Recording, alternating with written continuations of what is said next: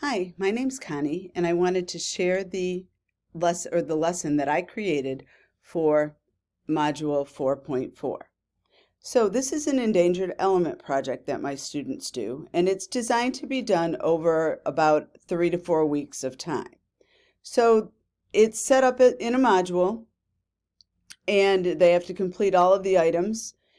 The first page is just an introduction. I'm not going to click on that, but it just goes through the objectives, gives them an introduction to what it being endangered means. And then the first thing that the students actually engage with is a discussion that's titled, How Can an Element Be Endangered?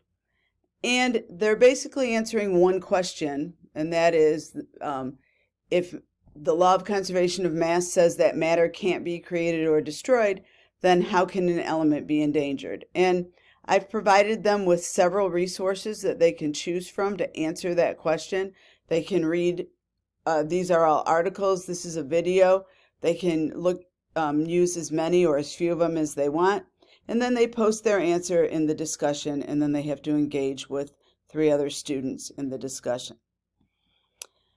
Then next they'll choose an element that they want to research.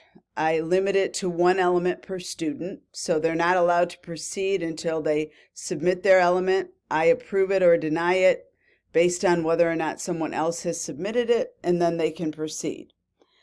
Now, this is the main portion of the assignment, and this is where they do their research and then they present it. So, first of all, they're going to do their research. They have to use at least 2 sources.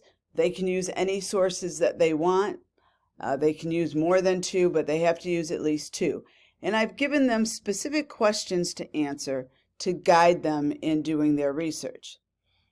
And then in the second part, they're going to create a book using Book Creator, which was the digital tool that I discovered in this core. And so I've given them some instructions on how to access Book Creator. They have to create a free account. And then when they create their book, in a book, the Book Creator has several pre-chosen templates, or they can choose their own way to do it. So they could create a newspaper, they can start with a blank book and just do pages.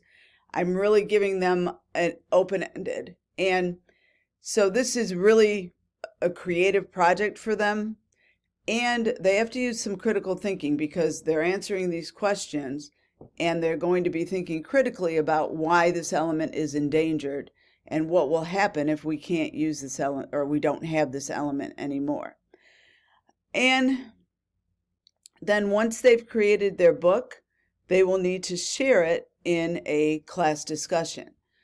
And then they'll have to read the books, so they're communicating their book with one another by sharing it in the discussion.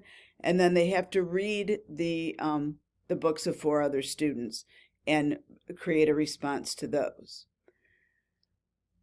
Now, once they finish, I've also created a rubric that will explain where they're getting points and how the project will be graded.